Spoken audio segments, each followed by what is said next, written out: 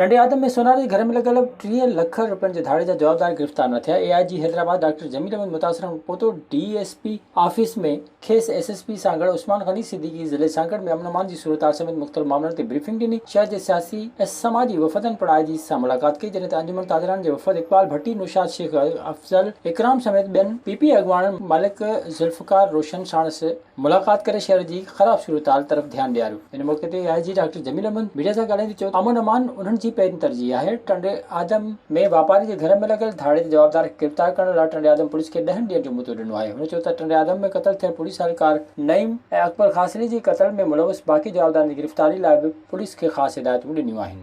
एक important case है जिसके ऊपर डिस्कशन हुई है और मैंने 10 दिन का टाइम दिया है टंडो आदम पुलिस को और इंशाल्लाह SSP साहब विल मेक श्योर कि 10 दिनों में उसमें रीजनेबल प्रोग्रेस होगी और उसमें हम मॉडर्न टेक्नोलॉजी का सहारा ले रहे हैं और थोड़ी सी हमारे एक बंदे से गलती तब हो गई, वरना शायद वो बहुत जल्दी पकड़े जाते, बट गलतियां भी हिस्सा होती हैं हर इंसान की ज़िंदगी की।